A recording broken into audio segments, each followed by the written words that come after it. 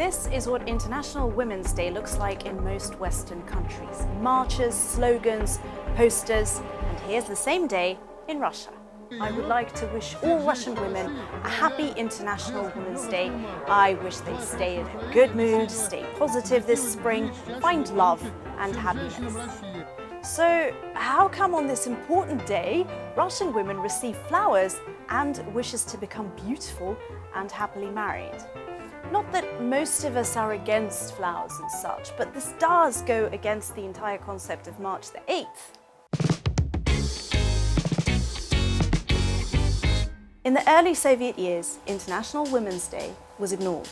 Only in 1921, during the Second Women's Communist Conference, a famous revolutionary, Clara Zetkin, announced that March the 8th should be celebrated as a commemoration to the women's protest in Petrograd in 1917 that helped the February Revolution and the following abdication of the throne by Emperor Nicholas II. This unofficial holiday quickly became an important part of communist propaganda. The Communist Party was into attracting more women, more voters as such, into the workforce and industrialization. The 1936 Soviet Encyclopedia edition states that the International Communist Women's Day of March the 8th is a holiday, and its main aim is to unite working women within the Communist Party and involve them in building socialism. Not a single word about equal rights, but tons of ideology. Check this article from a 1925 Pravda newspaper. Today, the hearts of all the conscious proletarian women, all the peasant women who want to break out from the yoke, beat together. Today, working women of the world march united under the red banners of liberation. Today is the International Day of Working and Peasant Women. Long live the struggle of the workers for free will, for our common cause, for communism. As you can see, the early Soviet Union was very proud having given women autonomy.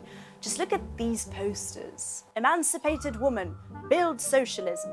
Down with kitchen slavery, time for a new way of life. Kitchen slavery was seen as one of the pillars of the old bourgeois regime that socialists so adamantly fought. The difference between the emancipated Soviet woman and the capitalist new-look housewife will become absolutely staggering during the Cold War era.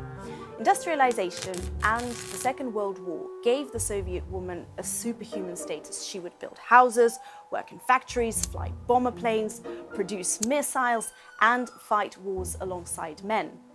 So, to commemorate the outstanding merits of Soviet women in building communism, for defending the homeland during the Great Patriotic War, for their heroism and dedication at the front and rear, and also noting the great contribution of women to strengthening friendship between peoples and the struggle for peace, March 8 was declared an official holiday in the USSR. But this only happened in 1965, right in the middle of the Cold War. Researchers believe that the proclamation of March 8th as a celebration of the solidarity of women around the world for freedom and equality helped expand the socialist bloc in its zones of influence. For example, in 1966, Pravda newspaper in its March 8th issue published articles of women of Czechoslovakia, Vietnam, Mongolia and Yemen. The heavy burden of oppression and lawlessness has been lifted off the female shoulders by the socialist system, opening all paths in front of us. People's power has opened broad paths to the Mongolian woman. Worker and peasant women of Vietnam play an active role in creating a new life and opposing American aggression. The revolution brought the Yemeni woman out of the darkness.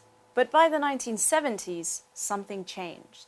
An evident shift happened in the way 8th of March was celebrated. The ideology was still there. Emancipation stayed an important part of the Soviet project, but new economic and demographic problems arose. Productivity decline, double burden, and a decreasing birth rate all led to a change of course. The media would now celebrate the occasion with images of flowers and smiling children, while women were congratulated with wishes for domestic bliss. The government put more stress on mothering. And although it was important for women to work in the wider world and to develop their own interests, being a mother would be the most fulfilling part of their lives. On this joyful spring holiday, accept the words of respect and love, dear women with children. You give all the warmth of your hearts to your kids. On this festive day, the Central Committee of the Communist Party of the Soviet Union wishes you good health and new creative success.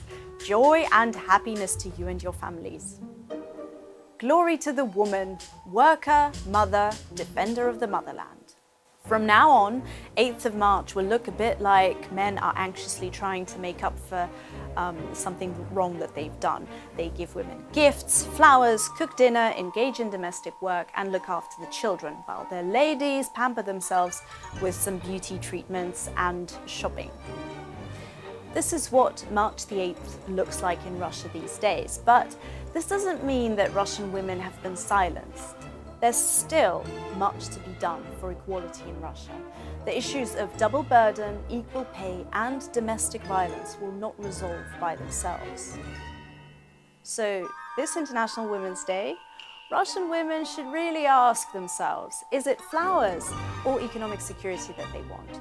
Would you rather ask your gift givers to transfer money to a women's rights charity or opt for a day in the spa? Or maybe patriotic. I wonder how many times I've said communism in this video. It feels like a lot. My mouth almost hurts. Communism, communism, communism, communism, communism, communism. Communism. Communism.